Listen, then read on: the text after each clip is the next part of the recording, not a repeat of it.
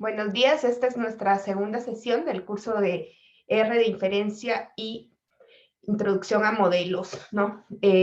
Vamos a continuar con nuestra segunda sesión, vamos a terminar la práctica del día de ayer, que no hicimos el repaso de ggplot, y vamos a empezar con los temas de inferencia. Un poquito vamos a dar una introducción muy breve, voy a hacerles una presentación muy breve. El tema de inferencia es bastante complejo y tiene algunas bases de probabilidad que pues no vamos a poder cubrir en su totalidad, pero que ustedes después pueden ir revisando, ¿no?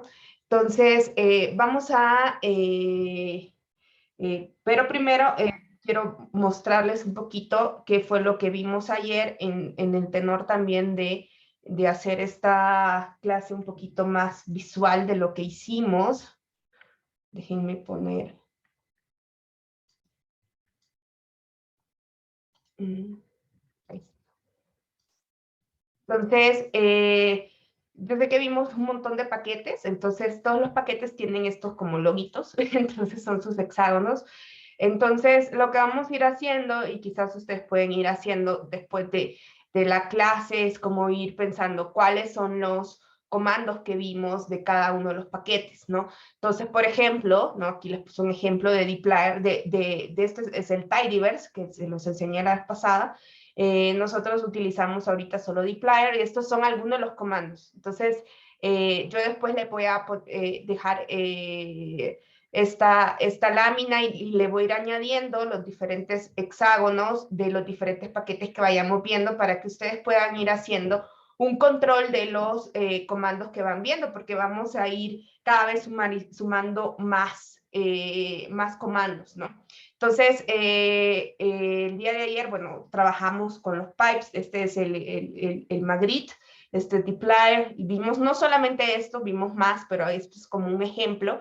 De Haven, pues importamos archivos de Stata, readxl, que ven aquí tiene a Clippy, importamos archivos de Excel.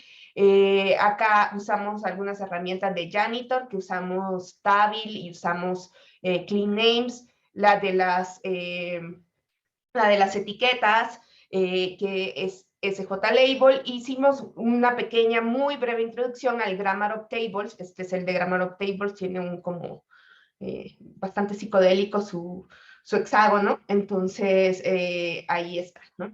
Entonces, vamos a ir viendo todos esos paquetes y ustedes después pueden ir como, porque yo sé que al principio, pues esto es como nuevo, ¿no? A veces también el problema es que hay algunos comandos que ustedes se imaginan, en el mundo está todo el mundo haciendo sus hexágonos, ¿no? Entonces imagínense un gran panel y la gente pues no tiene mucha creatividad. Entonces es probable que ustedes encuentren un select en un paquete desarrollado por alguien más que sea distinto a dplyr. Y pasa, ¿no? Pasa a veces que hay algunos comandos que depende del orden en el que nosotros los pongamos, que los carguemos, entonces sustituyen a otros. Y entonces, por ejemplo, si hay un select aquí, entonces tenemos que tener claro cuál es el select que estamos utilizando y de qué paquete viene, porque a veces eso puede generar conflictos en nuestro código, pero bueno, eso lo vamos a ver después. Pero bueno, entonces vamos a ir como haciendo esta revisión. Les digo, ya a ratito igual voy a subir la presentación de hoy al sitio web para que ustedes puedan ir como viendo, y vamos a ir sumando todos estos hexágonos, y si me hace falta uno, avísenme. ¿Sí, Stephanie? Hola Ana y hola a todas y todos, buenos días. Yo tenía, bueno, ayer estuve como practicando con algunos datos. Por ejemplo, con unos datos de la POP estuve haciendo como unas tablas como para practicar y pensaba en, por ejemplo, los missing values, ¿cómo los quito? Funciona porque le puse NA omit y no, me marcó un error, entonces no sé. ¿Cómo podríamos quitarlos, por ejemplo, así con el Tabil? Hay una opción que es que tú les puedes decir que quite que quite las categorías que tienen missings, O lo otro que puedes hacer es, porque hay una opción de Show Missing Labels, ahorita se las enseño cuando ya abramos el RStudio, y hay otra que se trata de de que podemos hacer un filtro, ¿no?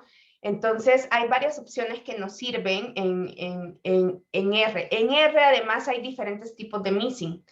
Hay el NA, hay ahorita vamos se los enseño rapidito, ahorita que entremos al RStudio, y entonces podemos hacer un filtro. ¿Se acuerdan que ayer vimos la negación en un filtro? Entonces, le pones si tal variable no es NA.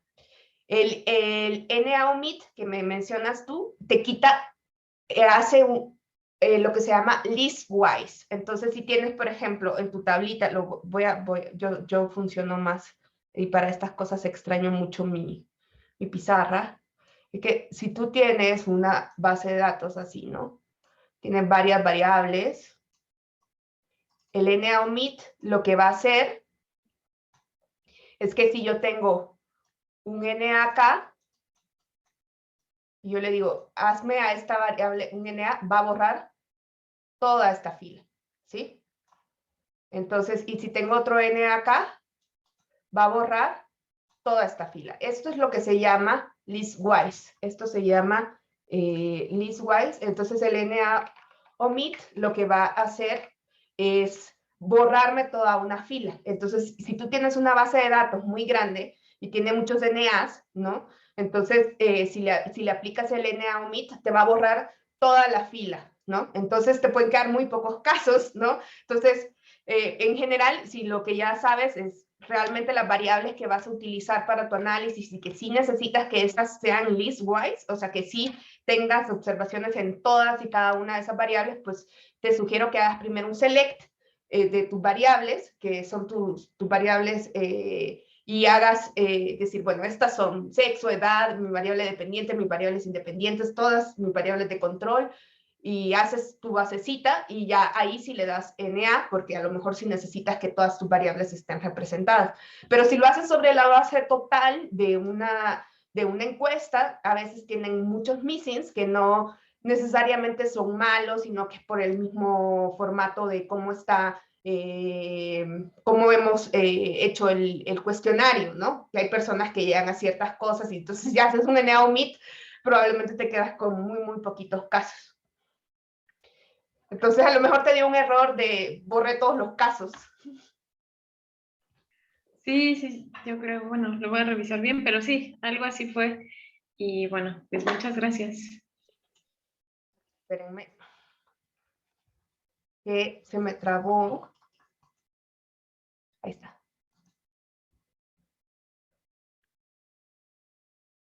Voy a poner a alguien de coanfitrión porque a veces se me pierdo el control de la pantalla cuando entonces,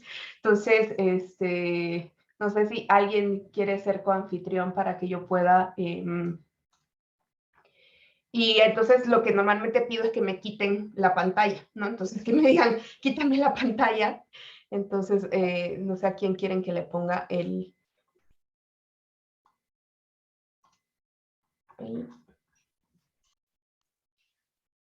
Pues como quieras, si quieres a mí. Sí. Para, por si tengo algún problema y también que no se pierda. Bueno, entonces, bueno, hoy es nuestro día 2, déjenme ver cómo están las votaciones. Las votaciones son completamente anónimas, entonces yo no sé quién puso qué para que no se sientan, voy a compartir los resultados para que veamos cómo estamos más o menos. Por ahí hay una persona que sí no entiende mucho de los tabulados. Podemos hacer una reflexión al respecto acerca de cuál es la diferencia de instalar un paquete. Parece que tengo que también retomar algunas cosas ahorita que retomemos la parte de práctica.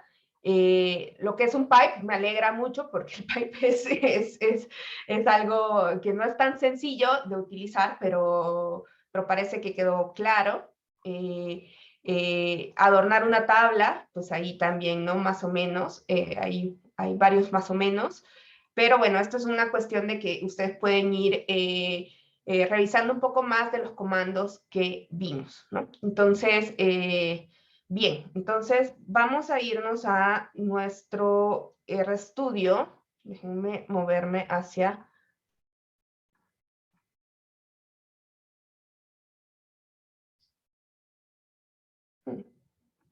Pensé que tenía abierto esto, entonces lo voy a dejar de compartir, nada más. Ahí está.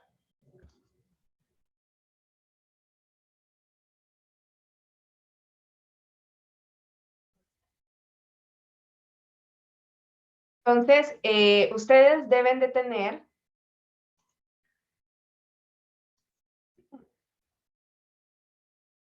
Digo que el Zoom a veces no me quiere.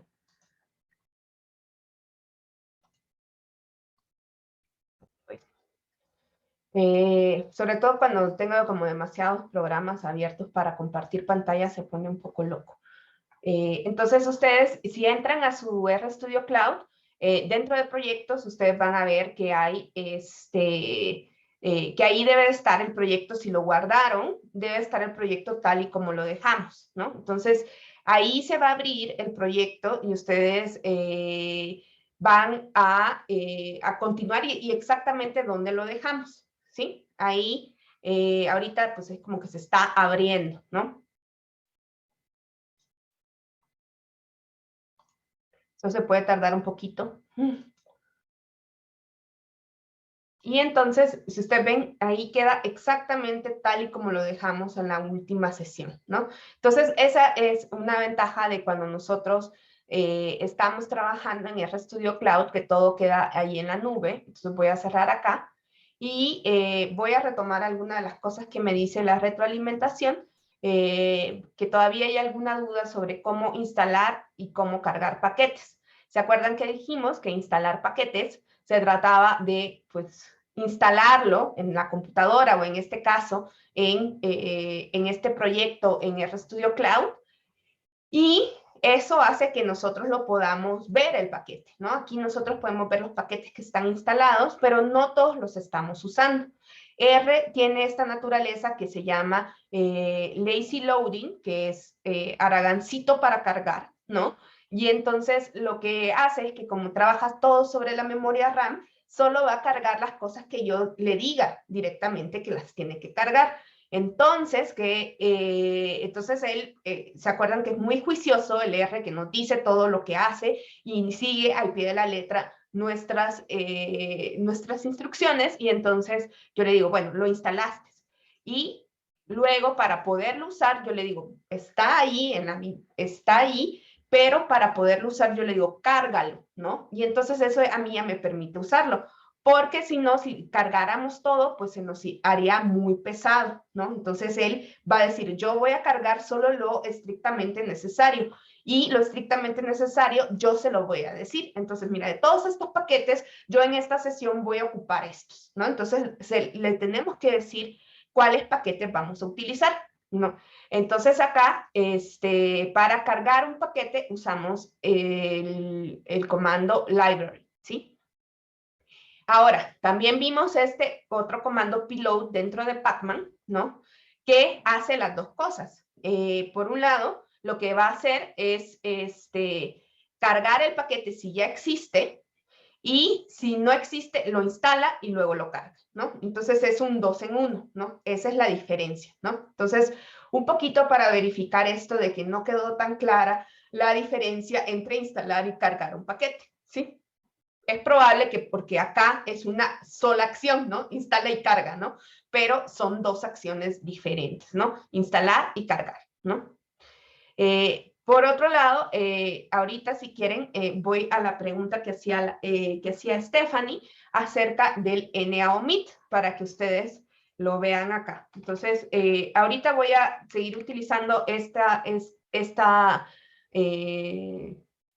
script. Igual después lo actualizo también en el sitio. Nadie tuvo problemas con ver el video ni nada, ni ver los archivos. Bien, si algún día tienen problemas, me avisan. Entonces,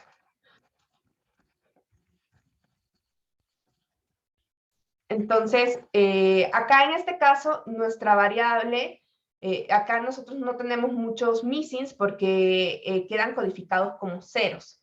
Entonces, el comando que su compañera decía, que es naomit, perdón, es en help, se lo aplicamos sobre todo a un objeto, ¿no? Entonces, por ejemplo, si yo le digo naomit, mi base de datos con la que estoy trabajando, lo que va a hacer es eso, ¿no? Ahorita, si ustedes ven, no estoy guardando este objeto. Entonces, es muy probable que me quede un objeto bastante parecido. Si ustedes ven aquí, me dice que me quedó un table de 0 por 14, ¿sí? Entonces, si hago esto, al quitarme todos los missings, me dice que no, porque está borrando donde haya algún missing, ¿no? Entonces, eso no es posible. Entonces, ¿qué es, por ejemplo, que lo que yo puedo asegurarme para quitar algunos missings? A lo mejor yo puedo hacer primero una selección. Entonces, yo lo que voy a hacer, a ver, voy a dejar este aquí porque igual no va a pesar nada. Entonces, sin missing, yo digo, bueno, miren, es que yo quiero trabajar con esta base, es algo que nos puede pasar a menudo, quiero trabajar con esta base y voy a hacer una selección de mis variables. Entonces yo digo, miren, quiero trabajar con sexo, edad, ingresos por hora, años de escolaridad. Entonces hago mi selección y luego le puedo poner mi naomit. Y entonces ahí, pues sí, ya no me va a quedar si ustedes ven, pues aquí estas variables, pues sí existen para todas y no me quedó, no me botó todas las variables, ¿no? Entonces, por eso hay que tener cuidado con usar el naomit. ¿Qué otra cosa nosotros podemos hacer? Podemos utilizar los filtros. El NA, para los que no sepan, porque ya me acordé que hay dos que no han visto tantas cosas de R, el NA es como se ven los missings en R y se escribe así, ¿no? Ese es un NA. Hay también la manera en que yo pueda utilizarlos en filtros, ¿no? Y para eso va a ser un poquito más, vamos a usar otro comandito que nos determina si tenemos missings en una variable. Por ejemplo, ¿no? Yo digo, bueno, quiero ver, o sea, lo que yo me quiero asegurar es que yo tengo mi variable filter, le pongo así, isNA, y mi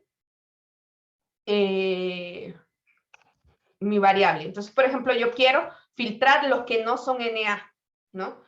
Este comando que se llama isNA,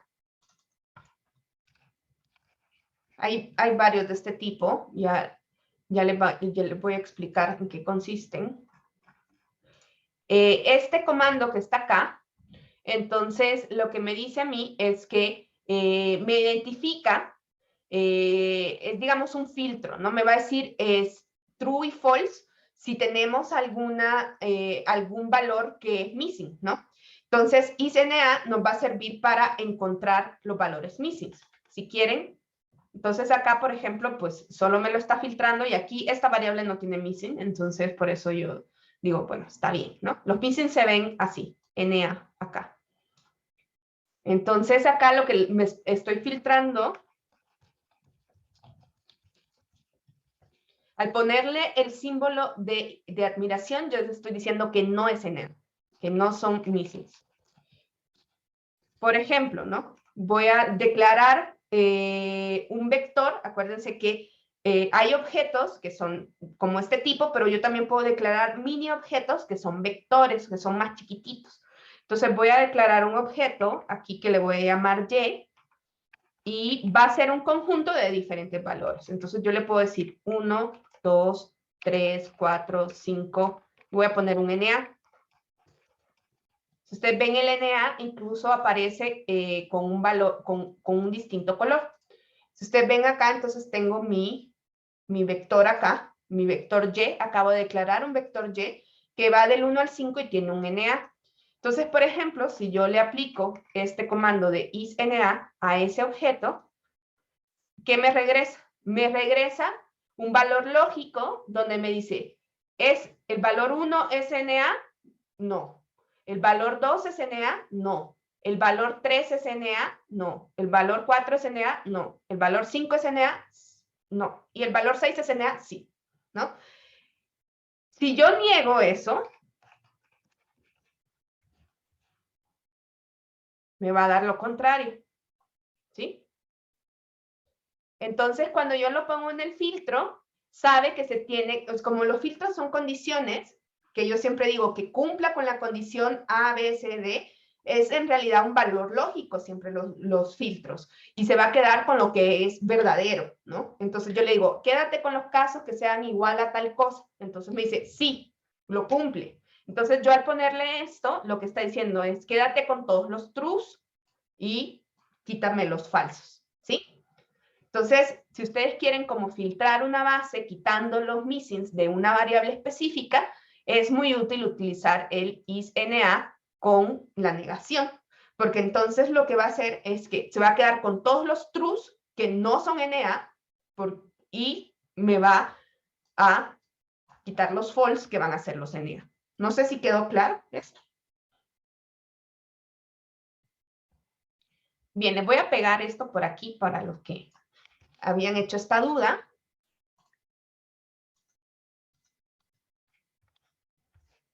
Ahí está. Porque sí son pequeñas cositas que esta base en específico no tiene missings y quizás por eso no voy a tener que crear un par de missings. ¿Por qué no botó toda la base cuando le hicimos el NA omit en la primera? Porque aquí hay una variable que se llama lock que INEGI la borró porque la gente la estaba usando y no había, como no se podía, ¿no?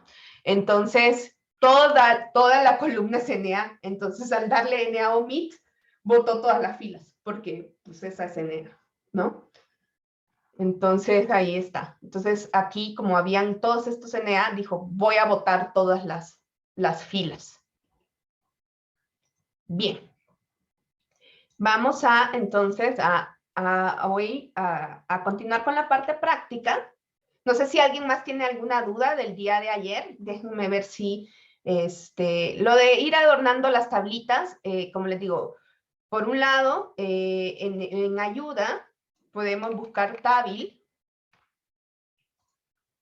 Y ahí ustedes van a ver que incluso se pueden hacer tablas de 2x3, pero no son tan fáciles de manejar las de 3, porque quedan como listas y son un poco más complejas.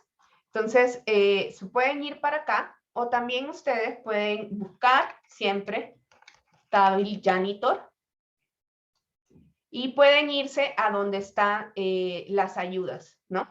Entonces, ustedes van a encontrar, porque como siempre digo, es un poco imposible enseñarles todo R, ¿no? Entonces, lo que se enseña es un poquito a cómo ustedes pueden ir modificando esto, ¿no? Cómo ustedes pueden, además, muchas veces lo que aprendemos justamente lo que se nos presenta el problema y nadie nos enseña cómo enfrentarnos a un problema. Entonces, si ustedes ven acá, aquí en los contenidos están las funciones de adornito, ¿no? Entonces, ahí hay otras funciones que nosotros no vimos, ¿no? Que ustedes pueden ir utilizando, ¿no? Entonces, obviamente yo voy a presentar un par de paquetes, un par de funciones, pero no les voy a poder presentar todas, ¿no? Entonces, pero ustedes dicen, este paquete, que esta función Tabil, ¿qué más puede hacer? Entonces, ustedes van y lo buscan, ¿no? Por ejemplo, nosotros vimos el adorn totals, el adorn percentage, el adorn PCT formatting, que miren, aquí hasta lo puede redondear. Esta opción no lo vimos, solo vimos el de dígitos. Podemos agregar las Ns, podemos hacerlo como combinado, ¿no? Y esta es otra opción para que lo publique así. Esta no es necesaria, Pero si ustedes ven, entonces esto ya no parece como tan fuera de lugar a partir de lo que vimos, porque ustedes aprendieron lo básico de la función y sabemos, ¿no? Esta es una base que se llama humans y entonces hay un tabulado de gender y hay color. Le puso los totales, le puso los porcentajes, le puso esto. ¿Qué es esta? Mire que aquí entre paréntesis además aparezca los tamaños. Póngale el título combinado para que acá se vea, es esto, acá, porque normalmente aquí solo nos aparece el gender y no el nombre de la otra variable. Entonces así ustedes pueden ir jugando un poquito con los comandos, ¿no? No hay manera realmente de que podamos ver todos los comandos, así como, porque incluso le puedo decir, quizás es probable que yo no haya usado todas las funciones y cosas de un solo comando, ¿no? Eso es así. Una de las cosas también muy interesantes de Tabil es que, y lo vamos a ver más adelante cuando veamos los factores de expansión, es que estos adornitos no solo funcionan con Tabil, sino que con otros comandos. Entonces, es interesante que podamos utilizar estos adornitos después, ¿no? Entonces, eso es un poquito de cómo podemos ir revisando, ¿no? Igual como les presenté el Grammar of Tables, esa es una completa librería nueva, ¿no? Entonces, más o menos nueva, va en la versión 0. Algo, imagínense, o sea, sí es bastante nueva. Entonces, pero ustedes pueden decir, lo vamos a ir utilizando, ¿no? Entonces, de eso se trata, ¿no? Obviamente nadie nace sabido y incluso yo además siempre estoy aprendiendo nuevos comandos. Si ustedes tomaron un curso conmigo anterior, aunque sea el mismo tema, se van a dar cuenta que siempre encuentro nuevas librerías porque me gusta revisar lo que está haciendo la gente. Bien, no sé si hay alguna duda acerca de lo que hicimos el día de ayer, porque vamos a borrar todo esto y vamos a empezar un nuevo script. Y entonces voy a empezar un nuevo script, pero hoy sí voy a como escribirlo más bonito, ¿no? Ya vimos algunas cosas de hacer los bookmarks y todo eso, pero también algunas buenas prácticas que puedan hacer. Si ustedes se acuerdan, cuando nosotros en Files abrimos de paquetes, vimos que yo tenía esto de acá, ¿no? A mí me gusta siempre ponerle un encabezado a mis códigos, ¿no? Incluso acá, para que no se vea este long title, a veces se me olvida quitarle, porque a veces me molesta, solo le pongo uno acá y uno acá. Miren, ya no se ve el encabezado. Entonces acá le puedo poner yo diferente información. La fecha siempre la pongo al inicio porque es cuando después ustedes vayan a revisar sus códigos, ustedes tienen que ir documentando todo su trabajo, ¿no? Primero para tener un orden y después, sobre todo cuando estamos haciendo análisis cuantitativo y después queremos revisar metodológicamente qué hicimos, está muy bueno que nosotros documentemos cada uno de los pasos, cada una de las decisiones, si hicimos un filtro, si votamos los NA, si decidimos que nuestra población objetivo no iba a incluir tal categoría, todas esas cosas nosotros las tenemos que escribir en un documento metodológico, ¿no? Entonces, es muy útil y para eso va a ser muy claro que nosotros tengamos muy bien documentado lo que estamos haciendo. Entonces, empiezo siempre con la fecha para saber cuándo fue la última modificación o cuál es este script. Incluso si después reuso esto, a veces digo, bueno, esta es última actualización o proviene de un otro script. O sea, hay que comunicarnos con el yo mismo del futuro, que probablemente no sea la persona más inteligente. Tratémonos como niños chiquitos. En el futuro nosotros somos personas completamente ignorantes de lo que estamos haciendo nosotros mismos ahora. Y en muchas ocasiones sí es así. Entonces aquí ponemos un título, por ejemplo, esta es la práctica 2 que estamos haciendo, y si estamos trabajando en un equipo, es muy útil que pongamos quién es el autor, original, y si, por ejemplo, si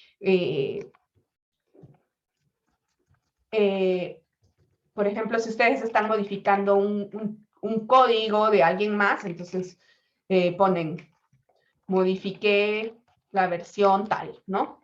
Por ejemplo. Eso es como bastante útil, ¿no?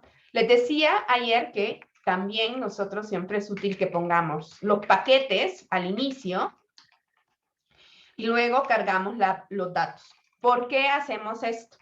Los paquetes, ahorita ustedes no se instalaron muchísimos paquetes la vez pasada, pero sí, cuando nosotros estamos instalando paquetes, a veces se cierra el R, ¿no? Entonces, cuando R se cierra, todo lo que nosotros cargamos, o sea, si yo instalo un paquete, y se reinicia R, los paquetes que yo tenía cargados, que no son los paquetes de base, pues se van a descargar. Ya no los voy a tener ahí listos para usar. Entonces, lo mejor es que si ustedes van a instalar paquetes, lo hagan primero y luego los carguen, ocupen Pacman. ¿Sí? A veces Pacman no funciona con todos los paquetes y puede dar error. Entonces, por eso también está bueno que sepan cómo instalar a mano y cómo cargar con library.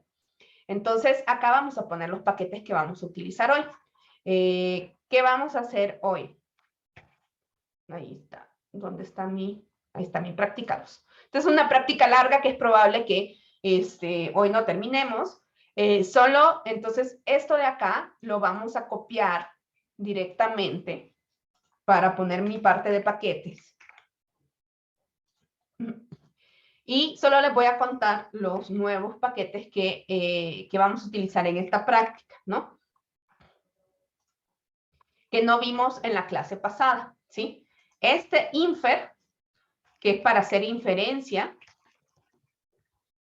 gggali, que nos va a ayudar a hacer unos gráficos, es una extensión de ggplot, unos gráficos bien bonitos. Broom, que es una escobita, este paquete nos va a ayudar como a limpiar los resultados, a organizarlos.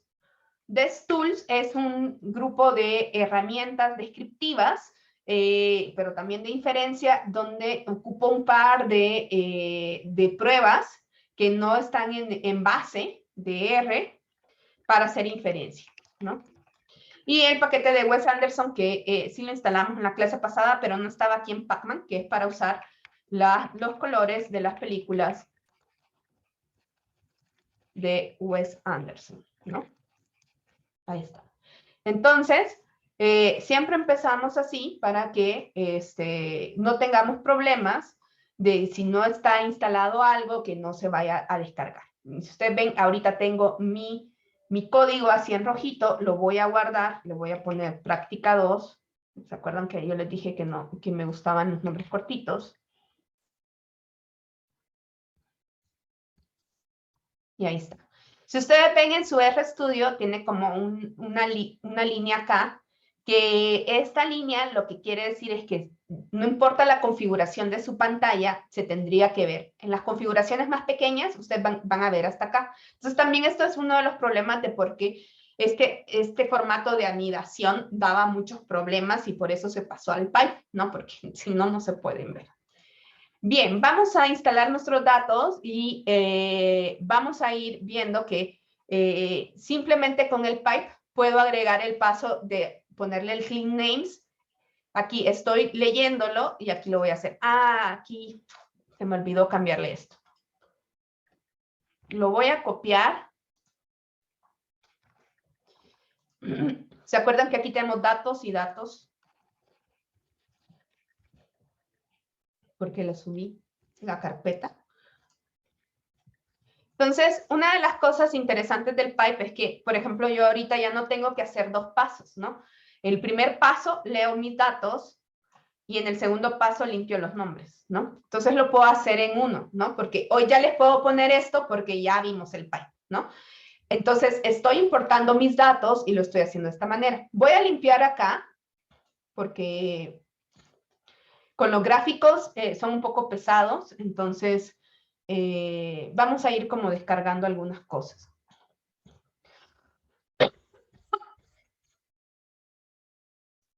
Y lo mismo podríamos hacer con esta base no la vamos a usar ahorita, pero para que ustedes vean que también se puede hacer con Excel, ¿no? Que nosotros podemos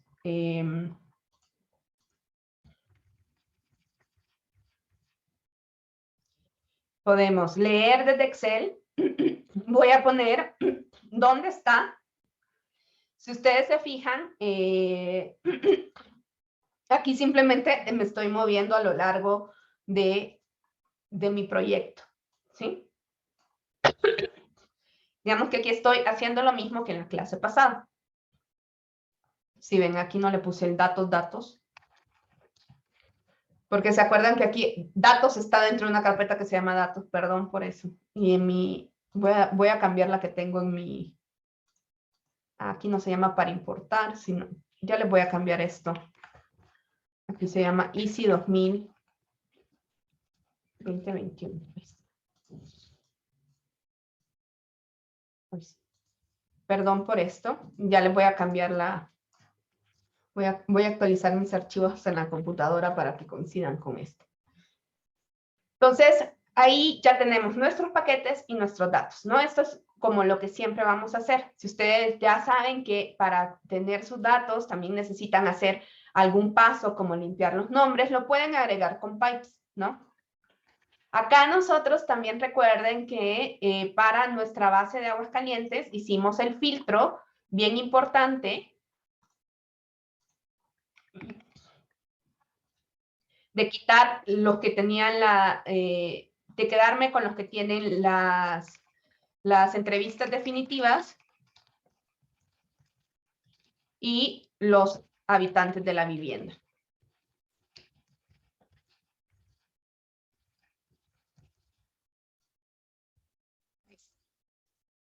Bien, les voy a pegar todo esto por si queda alguna duda. Igual ustedes ya tenían estos datos cargados y no los borraron.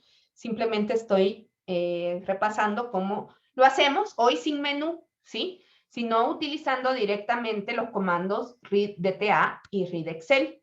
Entonces, acá lo que yo necesito es poner la liga, ¿no? Poner la ruta. La ruta es como esta radiografía de nuestro proyecto o de nuestra computadora donde están nuestros archivos. Si ustedes están en Windows, es probable que ustedes, si entran al explorador de Windows, ustedes tengan esta información al darle clic al foldercito, por ejemplo, ¿no? Entonces, ustedes pueden ir viendo ahí dónde están sus archivos, ¿no?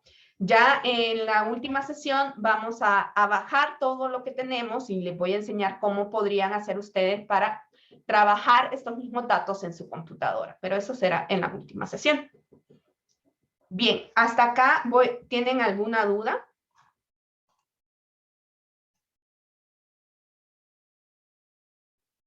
Ahí quedó claro este pequeño repaso. Ay, perdón, es que les puse el no. Voy a finalizar esta y la voy a volver a hacer, ¿no? Que esto me pasa seguido a mí. ¿Quedó claro? ¿Sí o no? ¿Se entendieron? Sí. ¿Y no entendieron? No. Bien. Entonces, vamos a hablar un poquito de visualización de los datos, ¿no? En la sesión pasada vimos un poquito de cómo sacamos algunas medidas de tendencia central, de desviaciones estándar, cositas de ese tipo, ¿no? Que nos sirven para revisar una distribución. Estuvimos haciendo los tabulados que nos dicen cómo se distribuyen los datos a lo largo de categorías. Entonces, ¿qué pasa cuando nosotros tenemos variables cuantitativas? Pues les dije que esto implicaba que íbamos a tener un menú mucho más amplio de cosas que revisar. Y eso implica que nosotros no solo vamos a revisar cómo se distribuyen por los valores, sino que vamos a tener medidas de centro, vamos a tener maneras de ver cómo se comporta una variable y cómo se comporta esta variable en relación a otras. Entonces, muchas veces la visualización, esto nos va a ayudar bastante. Por acá, la visualización de datos, podríamos hacer todo un curso, hay cursos especializados en visualización de datos. Siempre doy este recurso que se llama Data2Biz, porque me gusta un montón. porque es un sitio que nos permite a nosotros ir eligiendo qué tipo de historia queremos contar con nuestros datos, ¿no? Muchas veces las personas piensan que los números no cuentan, ¿no? Y yo estoy en contra de eso. Pienso que se pueden contar muchas historias y si ustedes ven acá, realmente te dice qué historia quieres contar, ¿no? Entonces, acá nosotros lo que tenemos es una ayuda de cómo nosotros podemos contar esas historias dependiendo del tipo de datos que nosotros tenemos, ¿no? Entonces, por ejemplo, si ustedes tienen una sola variable numérica y cuando ustedes se ponen acá, aparece, ¿no? ¿Cómo se ve una variable numérica? Pues miren, es una variable, por ejemplo, que tenga decimales y esto, entonces, ¿qué tipo de gráfico le queda mejor a esta variable? Porque a veces, claro, estamos tan embebidos en la parte de aprender cómo se hace con códigos ciertos gráficos que nos olvidamos de las propias características de nuestras variables. Entonces acá, por ejemplo, si tenemos este tipo de variables, tenemos dos tipos de gráfico que podemos hacer, que es el histograma y el de densidad. Y entonces aquí nos dice qué historia se puede, cómo se cuenta esta historia, ¿no? Y hay algunos ejemplos, ¿no? ¿Sí? Entonces, realmente es muy, muy útil, ¿no? Entonces, vamos a empezar a hacer un par de estos gráficos nosotros. Y además, si ustedes le dan ahí clic a cada uno de los gráficos, van a ver que hay varias opciones. Para los que usan Python, también existen opciones en Python.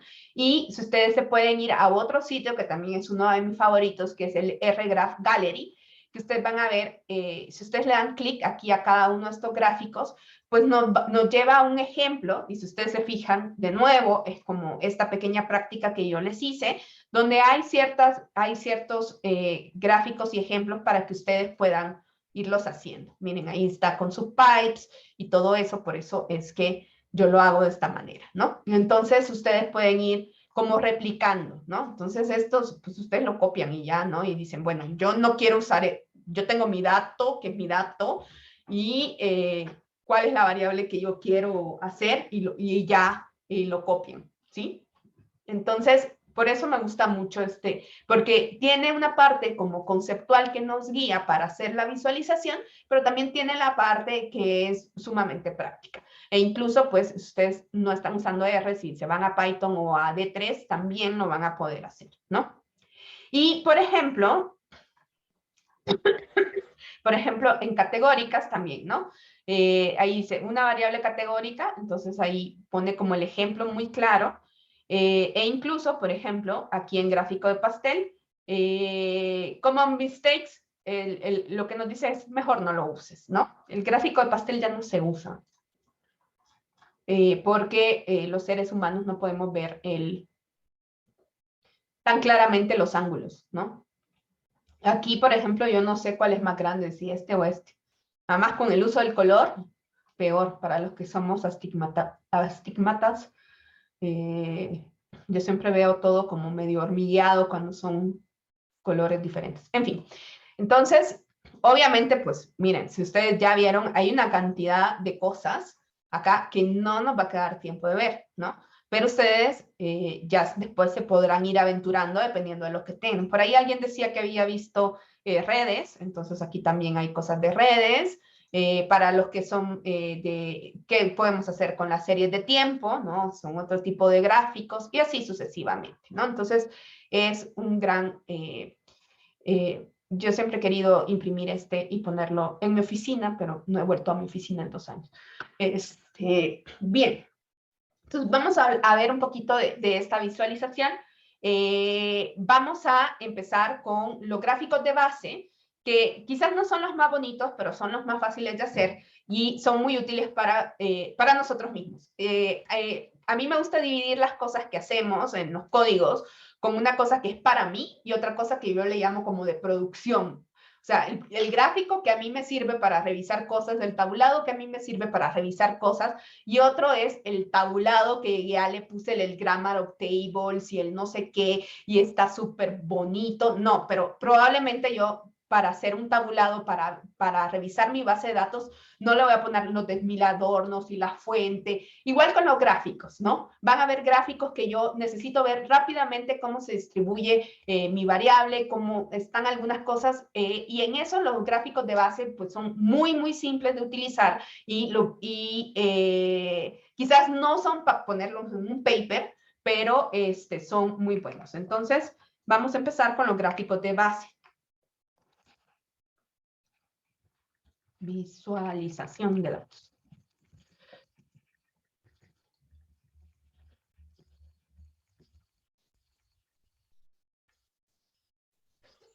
Entonces, hay un comando que se llama plot, ¿sí? Si ustedes ven, plot es de la librería, no, de la paquetería Graphics, que ya viene instalado en R, ¿no? Estos de los pocos de estas paqueterías que ya vienen instalados. Entonces acá, para poder utilizar plot, yo voy a poner el nombre de mi base y voy a poner, por ejemplo, mi nivel de instrucción, ¿no? Entonces, miren, yo le dije, hazme un gráfico de esa variable. No le he dicho nada, ¿sí?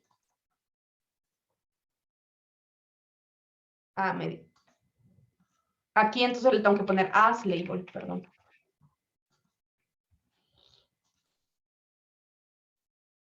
Si le pongo as label, entiende que lo que yo le di es una variable de tipo nominal, y entonces él ya sabe que para una variable de tipo nominal lo que necesitamos es un gráfico de barras, ¿no? Aquí yo no le dije qué tipo de variable era, ¿no? Si ustedes ven, cuando no le puse las label, me hizo otro tipo de gráfico. Entonces aquí ya yo veo que, bueno, la mayor parte de la población está entre el medio superior y el superior, ¿no? Este es el no especificado. Acá no se ve tan bien, déjenme y comparto mi pantalla completa para que pueda darle el zoom acá. Pero no se ve. Okay. Me perdió. ¿Podría compartir la instrucción de plot? Es que ya no se ve en la pantalla de comandos. Gracias. Entonces, cuando usamos gráficos de base, lo que sí tienen que tener cuidado es que esta ventanita esté lo suficientemente abierta. Porque si ustedes tienen algo así, lo voy a hacer así, ustedes ven que esto se puede ir moviendo, es muy sensible a esto. Así. Y lo quiero dar ahí. Espérense, esto es muy, voy a hacer más chiquitito. Ahí está. Si ustedes tienen esta pantalla muy chiquitito, les va a salir este error, ¿no? Entonces, cuando les aparezca un error de que los margins de la figura son muy grandes, es porque ustedes no tienen abierto suficiente esta pantallita, ¿sí? Esto es algo que pasa comúnmente con los gráficos de base. Ven, si ya lo abrí, ya no hay error, ¿sí? Eso es algo que pasa con los gráficos de base que aparecen acá. Esto no pasa con ggplot, pero sí con los gráficos de base. Si ustedes ven, cuando no le puse yo el nombre, el tipo de que era una variable que tiene una etiqueta, y entonces yo sé que esa etiqueta me está diciendo que son categorías, si yo le pongo simplemente esta variable, lo lee como número, ¿no? Y ahí me da otro tipo de gráfico, ¿sí? Me da un gráfico donde plot, cuando tiene variables numéricas, lo que intenta hacer es que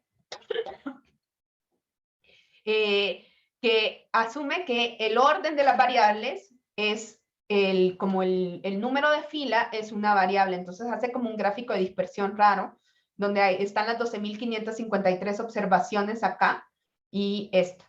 Este es como el gráfico que hace. ¿Sí? Por eso vean la diferencia cuando yo le digo, no, esta es una variable que tiene sus etiquetas. Es bastante diferente, ¿no? Pero es un gráfico muy sencillo, muy rápido de hacer. O sea, le digo plot, la variable, y ya lo tengo, ¿no? Entonces eso es muy útil para cuando yo quiero ver cómo está y revisar mi base de datos, ¿no? Pero les digo, estos son más gráficos para uno, ¿no? Esto sería bastante parecido a si nosotros hiciéramos este gráfico que nos dio se llama un bar plot.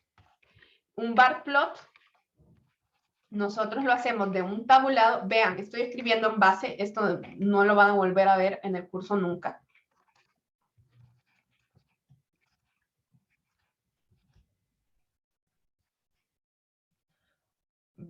Vean todo este anidamiento de paréntesis. Por eso nos deberíamos de ir acá. ¿Dónde se ponía? De una manera, ya no me acuerdo.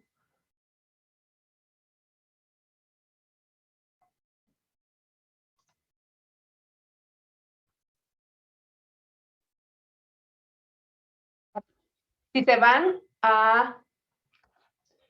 aquí a esta ventanita, Paint Layout, que en realidad no quería sacar ese, sino aquí en Code, en Display, le ponen aquí Rainbow paréntesis y le dan OK. Ahí eso es muy útil porque nos pone colorcitos en los paréntesis y entonces en esta forma de escribir como en base, lo que ustedes se dan cuenta es que los paréntesis son un gran problema. Entonces, si le ponemos como colorcitos, ya sé como a dónde se va cerrando el paréntesis con qué, pero es bastante complejo, por eso usamos los pipes. Esto es igualito a eso, ¿no?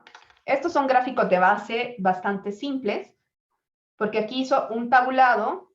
Ustedes solo ponen este tabulado acá. Eso es un tabulado, un table. No son tan bonitos como los de Tabi. Bien. ¿Qué otros gráficos hay? Y para aquí sí vamos a usar la otra base que tenemos datos cuantitativos que se ven un poco mejor.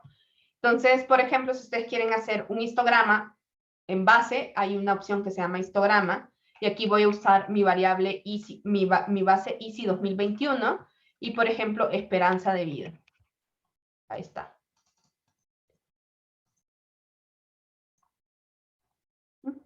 Ah, no, se llama EAST, perdón. Sí, EAST. Entonces, ustedes así rápidamente pueden hacer un histograma. ¿Y qué son las cosas que nosotros revisamos cuando nosotros vemos un gráfico de una variable? Es que nosotros vamos a ver la forma, ¿no? Esta es una forma creciente y vamos a intentar buscar al menos 4 cosas. Los valores atípicos que se salen de la norma. Si ustedes ven aquí hay un par de países que tienen esperanzas de vida muy bajitas, ¿no? De menos de 60 años, que en estos tiempos es muy, muy, muy poco normal. Entonces, estos son valores atípicos. Vamos a buscar dónde está el centro, vamos a buscar, normalmente nosotros estamos siempre comparando contra una forma de campana de Gauss, que es una distribución simétrica y centrada en la media, y en cambio aquí nosotros vemos que esto tiene una asimetría. Esto no es simétrico. Simétrico es que si yo paso por la mitad de la distribución una línea, me quedaría como espejo cada una de las cosas. Aquí definitivamente esto no es simétrico. Se acumula más de este lado que de este, ¿no? Entonces, esto tiene una asimetría y, por tanto, yo digo que esto tiene un sesgo hacia la izquierda, que es del lado contrario donde está la pancita. Entonces, ¿qué significa esto en la práctica? Que hay desigualdades. Una distribución que no es simétrica es desigual, ¿no? Entonces, hay muchos países. Hay un grupo de países que tienen esperanzas de vida altas, pero hay un pequeño grupo de países que tienen esperanzas de vida bajas que están jalando a mi distribución hacia la izquierda. Entonces, esto a mí me da información de que hay un par de países que pues tienen niveles muy bajos de esperanza de vida, ¿no? Entonces, muchas veces nos sirven estos gráficos para ver estas cosas, ¿no? Donde se concentran los datos, asimetrías, datos atípicos, ¿no? Entonces, ustedes ven, es mucho más rico que el gráfico que habíamos hecho anterior. Si ustedes se ven para acá, vamos a ver, o sea, este gráfico, pues, ¿qué dijimos nada más? Bueno, la mayor parte tiene secundaria completa y educación superior. Ahí se concentran más, ¿no? En la distribución. O sea, es como no tan padre. Pero cuando ya tenemos gráficos de variables cuantitativas, pues se nos abre el mundo y podemos decir más cosas de eso. Bien, también acá nosotros podemos hacer nuestro box plot. Hoy sí es box plot de esto mismo. Que en general se hace más como de entre categorías para comparar, pero igual, si ustedes ven, aquí están esos dos países, ¿no? Un box plot nos va a dar una cajita, por eso se llama box, donde esta línea es la mediana, este es el rango intercuartílico, y aquí tengo mi cuartil 1, mi cuartil 3, y acá está el mínimo, que no es un dato atípico, y aquí están los dos datos atípicos. Sabemos que hay dos países de nuestra base del índice de competitividad que pues tienen datos atípicos. Bien. Entonces, estos son los gráficos de base, ¿no? Les digo, son muy útiles porque son muy rápidos de hacer, pero pues, no se ven tan bonitos, ¿no? Entonces, lo que ustedes quizás más conocen de este mundo de Tidyverse es el ggplot. No, me imagino que cuando ustedes se enamoraron de R y que están en este curso es porque en algún momento vieron un gráfico hecho en ggplot. Eso es así, ¿no? Esta es una nota de cuando ggplot cumplió 10 años, hoy ya tiene, híjole, 2017, ya tiene 15 años, ya va a cumplir 15 años este ggplot. Ya le vamos a hacer su fiesta de 15 a ggplot. Gg proviene de este nombre de Grammar of Graphics, ¿no? Entonces funciona realmente como algo sintáctico, ¿no? Entonces, muchas veces esto de programar, y yo lo hago mucho, tengo muchas analogías que vienen en términos de lenguaje, ¿no? Porque nos estamos comunicando con un programa, nos estamos comunicando hacia los otros, me estoy comunicando conmigo misma todo el tiempo. Y alguien por ahí me decía que había ido a un periodista había ido a un curso y dijo que todas las analogías para enseñarles era de que estaban entrevistando a la base de datos, ¿no? Entonces, en realidad todo es comunicación. Acá hay algunos recursos para aprender. Este es un paquete bastante complejo. Este es el libro que hizo el mero Hartley Wickham, ¿no? Hartley Wickham es como el que hizo el ggplot 2. Tiene una sintaxis parecida, pero no tan parecida al pipe, ya les voy a explicar. Entonces ahí está eso. ¿Cuál es la lógica de ggplot? Es que nosotros vamos a ir sumando cosas, ¿no? Acá también tengo varias otras ligas. Aquí está donde, si ustedes quieren ver como todas las partes de un ggplot, ¿no? También esta me gusta bastante. Y la hoja de copia, ¿no? En R ustedes van a encontrar un montón de estas cheat sheets y luego esto como que se transfirió hacia otros programas porque en realidad son bastante útiles, ¿no? Entonces, ¿cuál es la lógica de ggplot? Y ustedes lo pueden ver con esta parte de acá que dice lo básico.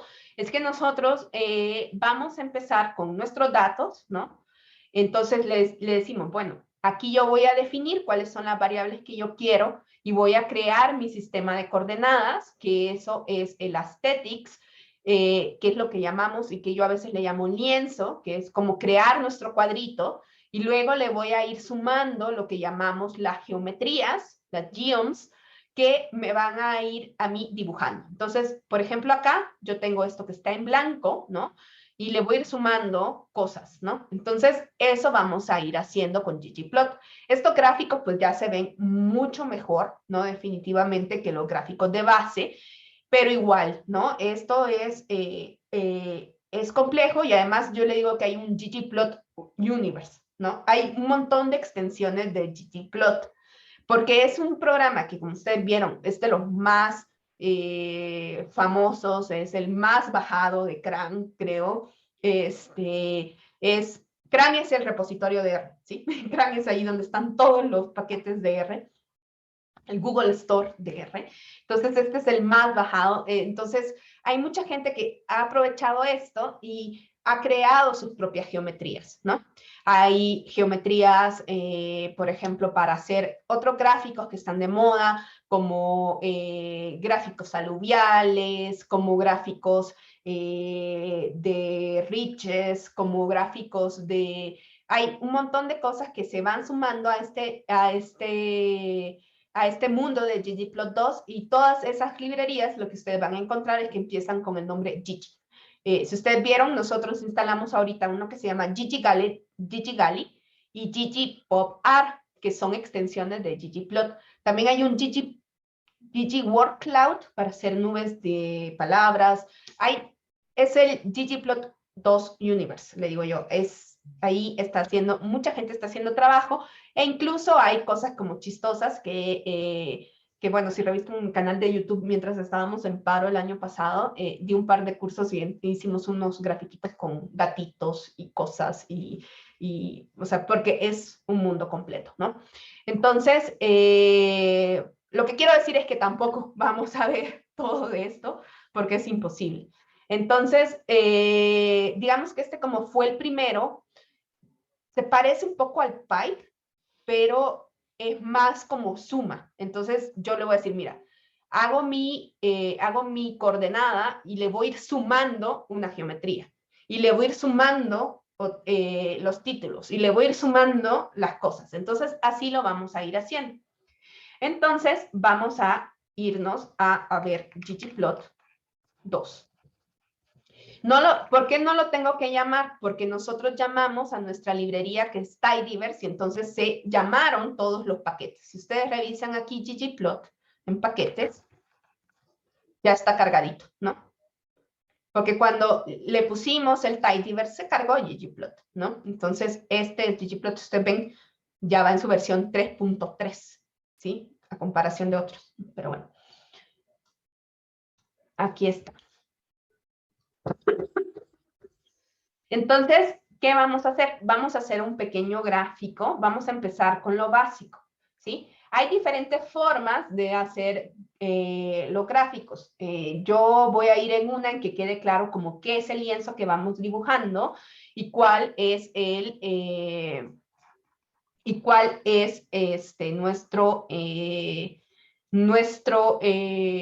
nuestra geometría. Entonces, voy a empezar con esta variable que tenemos de nivel de instrucción. Entonces, voy a empezar con mi base, como siempre.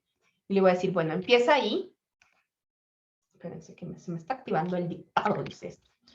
¿Y qué le digo yo acá? ¿No? Le estoy diciendo, oye, acá me vas a hacer un gráfico de ggplot, ¿no? Con los datos de esta base. Entonces voy a escribir mi comando que se llama, dentro de ggplot2, hay un comando que se llama ggplot, bastante circular el asunto. Entonces, siempre vamos a empezar con el comando de ggplot, que nos va a decir, bueno, usted está haciendo un gráfico de ggplot, perfecto. Entonces, para eso, nosotros vamos a necesitar, y le podemos poner así, un más, una estética, ¿no? La estética es lo que, o lo pueden poner aquí adentro, o lo pueden poner así más. Lo que yo le estoy diciendo es que aquí, en el AES, es la estética, yo voy a definir cuáles son mis dimensiones. Si yo tengo una sola variable, o si yo tengo 2 variables, o 3 variables, o las variables que yo voy a utilizar dentro de las dimensiones de mi lienzo. En este caso, yo voy a empezar ahorita con un gráfico univariado. Vamos a hacer ese gráfico de barras que hicimos de escolaridad, ¿no? Entonces, ustedes ven, esto es un más, no es un pipe, pero tiene un poco esa lógica. En alguna ocasión le preguntaron a Hatley Wickham, porque lo sigo en Twitter, de que cuándo iba a cambiar esto por pipes, y dijo que era muy complicado hacer todo el cambio de la librería de ggplot, pero digamos que este nació antes que el pipe, entonces por eso ocupa estos más. Entonces, ahí está, ¿no? Entonces, si ustedes ven, ¿Qué me está diciendo acá? Aquí yo solo, son las 5 categorías de los niveles de instrucción que yo tengo. Entonces, esa es mi lienzo, ¿no? Acá me dice, no supe qué escala escoger porque el gráfico que me diste, yo sé que está etiquetado porque lo importaste con Haven, pero al final lo dejé como doble, como número. Si ustedes vemos aquí, que lo mandó a continuo. Entonces yo digo, no quiero eso. Entonces este es un recordatorio de que esta variable estaba etiquetada y que yo necesito esto, ponerle mi as label. Y hoy sí, miren, hoy sí me aparece mis... Ya vamos a arreglar esto para que se vean bien, ¿no? Ahí está. Entonces hoy sí, ahí está. No aplica mi primaria completa, todo esto y mis no especificados. Bien, entonces aquí yo le puedo agregar un más y ponerle entonces hoy yo la geometría. Si yo me voy a esta ayuda que les puse acá, si ustedes ven en estas geometrías también es, me dice, bueno, ¿cuántas tienes? ¿No? Entonces yo le digo, tengo una variable, ¿de qué tipo? ¿No? Entonces, aquí nosotros podemos ir viendo que si yo tengo una variable, en este caso discreta como la que yo tengo, la geometría que me recomiendan es esta que se llama geonbar. Entonces, le voy a sumar a esto, le voy a sumar mi geonbar. Siempre. Y ahí está, ¿no? Entonces me van a decir, eso se ve bonito, pero no se ve tan bonito como me lo prometieron, ¿no? Bueno, ya lo vamos a ir enchulando, ¿no? Entonces, vamos a ir sumando y vamos a ir modificando esto para irlo generando. Me voy a salir un poquito de acá porque lo voy a ir haciendo como sobre este mismo código. Entonces, esto es un gráfico sencillo. Y una de las cosas que quisiéramos en los gráficos de barra, normalmente para identificar que son diferentes categorías, a veces nos gusta ponerle colores diferentes adentro. Entonces, vamos a ir modificando esta estética. Aquí le voy a poner, esto es un gráfico simple de barras. Y aquí también podemos ir poniendo hasta acá. Es el lienzo. Y aquí ya empieza la geometría. Entonces, aquí en AES, yo puedo ir poniendo diferentes cosas. Hay un montón de cosas que yo puedo definir aquí que son parte de la estética, ¿no? Entonces, hay una estética muy importante que se llama fill. En esta estética fill, lo que yo voy a hacer es que tiene que ir adentro de AES, ¿sí? Por esto lo voy a ir haciendo así. Fill, yo le voy a decir, ¿sabes qué? Relléname también las cosas con esa variable.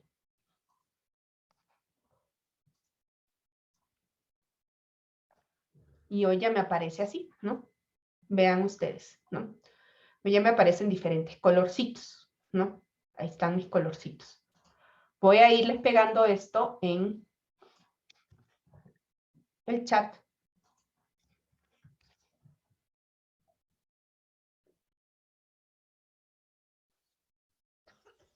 Y ya son las 10:15, tengo que hacer un pequeño receso. Ya es la hora del café, muchachos. Entonces, ahí nosotros vamos a ir sumándole cosas, ¿no?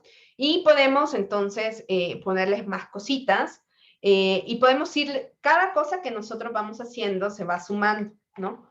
Por ejemplo, ¿no? Una de las cosas que más se habla en visualización es que, por ejemplo, acá no se ven bien estos, cuando ustedes hagan un gráfico de barras, siempre intenten que sea un gráfico de barras vertical para que la gente no esté con tortícolis para ver qué dice acá, porque normalmente si esto no cabe, nosotros decimos, ay, le doy la vuelta y entonces quedan las etiquetas así.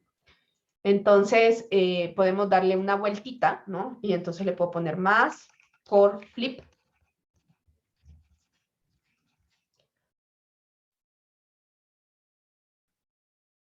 Ya queda así, ¿no? Entonces, si ustedes ven, solo se le van sumando cosas, ¿no?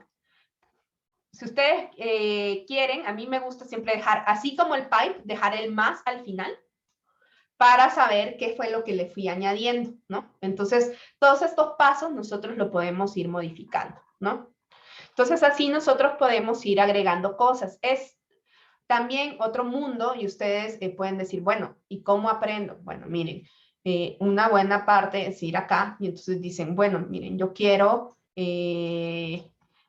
por ejemplo, quitarle cosas, ponerle cosas, aplicarle etiquetas, quitarle cosas. Entonces aquí en esta parte de leyendas ustedes pueden ir quitando cosas, ¿no? Por ejemplo, acá parecería que es redundante porque tenemos acá los nombres y aquí también los nombres, ¿no? Entonces a lo mejor le podemos quitar esto.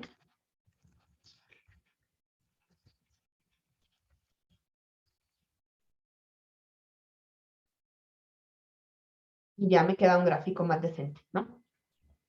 Le estoy quitando aquí las guías de lo que le puse de relleno, ¿sí? Porque podemos, y vamos a ir viendo algunas cositas, no se preocupen, pero no es un curso específico de ggplot, pero sí quiero que quede claro que hacemos nuestra estética y luego vamos agregando geometrías y vamos agregando cositas, ¿sí? Porque vamos a hacer un par de gráficos específicos, pero vamos a ir más sobre ya la parte de la inferencia en la próxima parte, ¿no? Para variables cuantitativas vamos a hacer lo mismo, ¿no? Vamos a trabajar con nuestra variable de ingresos por hora.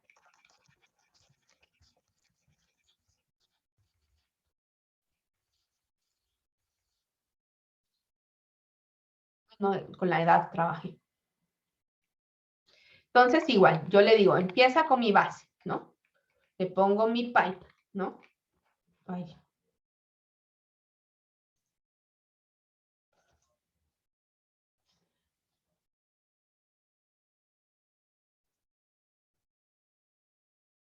Se me perdió mi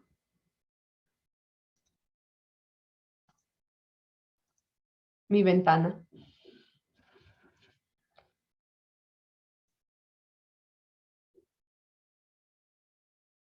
¿Qué pasó? ¿Dónde quedaste, ventana?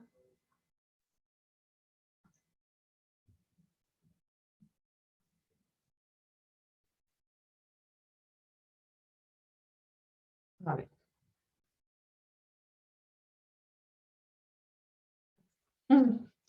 Perdón, que mi ventana se había perdido mi monitor. Entonces, empiezo acá, pongo mi pipe, le digo, voy a hacer un gráfico de ggplot-r, ¿sí? Y ahí voy a definir mi estética. Mi estética va a estar definida por mi variable edad. Si yo quiero ser como muy intenso de decirle, esta es tu variable X, le puedo escribir el X ahí o puedo no escribirse. Esto va a ser más útil cuando tenemos una segunda variable, ¿no? Entonces, si yo hago esto, me va a hacer ahí está mi edad. Las personas van de 0 hasta 100 años, ¿no? Y entonces yo aquí voy a agregar mis estéticas, ¿no? Aquí no necesito ponerle que esté etiquetada porque es una variable numérica. Y entonces le digo geom, ¿y cuáles son los geoms que vamos a usar más? El del histograma, ¿no? Por ejemplo, ahí me dice cómo se está comportando la gente con el histograma. Me aparece aquí y me dice, mira, yo usé 30 cajitas, ¿no? Que para un histograma es mucho. Pero puedes escoger otras. Esto es lo que me está diciendo. Acuérdense que los rojos no son necesariamente errores. Hay que saber un poquito de inglés para no asustarnos y decir, esto es eso, ¿no? Entonces me dice, aquí yo hice 30 cajitas, que pueden ser muchas, pero al menos sí me da como chancecito de ver esto. Lo mismo, entonces yo puedo crear y decir, bueno, en lugar de hacer un histograma, yo puedo hacer el otro gráfico que nos gusta mucho que se llama density.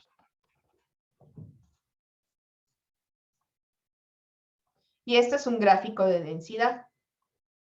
¿Sí? ¿Qué hace? Es un kernel. Si ustedes ven, ya aquí, es que cuando hacemos gráficos el RAM ya se va más arriba. Estos gráficos sí son más grandecitos. Por eso no los quise guardar como en la práctica, porque si no se... Entonces aquí lo que hace es suavizar toda nuestra distribución Y la densidad nosotros la podemos, y ahorita vamos a hablar de eso cuando regresemos del corte, porque vamos a empezar a ver algunas cosas de inferencia. Acá nosotros nos vamos a ir dando cuenta que esta densidad se parece mucho a una frecuencia relativa, ¿sí? La frecuencia relativa de una variable, pues si nosotros tendemos eso al infinito, es la densidad de probabilidad, ¿no? Entonces, acá esta es la densidad, ¿no? Entonces, ustedes ven, es una versión suavizada y a mí me da más idea de cómo se está comportando la variable, ¿no? Es mucho más que el histograma, ¿no? El histograma acá, me da como esta idea. Entonces, imagínense que la densidad es una versión muy suavizada de ese histograma. Se parece, ¿no? La forma, ¿no? Pero se ve mucho más claro en la densidad, porque imagínense que en lugar de tener 30 cajitas, pues se tienen infinitesimales cajitas, ¿no? Entonces, ahí nosotros lo tenemos, ¿no? ¿Por qué el RAM se nos está muriendo? Porque tenemos muchos gráficos, entonces vamos a borrar. Bye. Voy a borrar todos los gráficos para liberar un poquito el RAM, ¿no? De aquí arriba. Como tenemos una maquinita muy chiquitita en nuestro internet, entonces hay que ir cuidando un poquito la RAM. Y si ustedes ven los gráficos, sí le cargan mano. Y bien, vamos a hacer un grafiquito como introducción a dos variables y vamos a ver estas cosas ya. ¿Qué hacemos cuando tenemos varias variables cuantitativas y queremos ir explorando su relación? Esto lo vamos a hacer más cuando nosotros estemos ya viendo modelos. Y es que acá, por ejemplo, si yo quiero estudiar solo los ocupados, ¿no? Me quedo con los ocupados por el momento. Voy a poner acá esto. Voy a seleccionar mis variables que yo sé que son completamente cuantitativas. Y dentro del paquete gggali hay una opción que se llama ggpairs. Y esta es una chulada porque nos da un montón de gráficos de un solo. Nos da un tabulado de gráficos. Si ustedes ven en la diagonal, lo que nos da es ese gráfico de densidad. ¿Se acuerdan de nuestra edad? Aquí está. ¿Sí? Y eso nos pone en la diagonal. ¿Qué nos pone aquí abajo? Nos pone gráficos de dispersión, ¿sí? Acá, por ejemplo, en esta están todas las de edad. Aquí, si nosotros vemos, esto es la edad. Y acá va comparando contra los años de escolaridad. Aquí nos faltan un par de filtros porque tenemos que quitar los años de escolaridad que son missings, porque hay 99, nadie pasa toda la vida estudiando. Está un poco chiquito el gráfico, pero para que ustedes vean cómo ggplot permitió hacer gggali, que ya nos da esto, que sí es un gráfico que nos dice muchas cosas, ¿no? Es más, son varios gráficos. Entonces aquí nos está viendo la relación entre los años de escolaridad y la edad. Aquí la relación entre la edad y los ingresos por hora, ¿no?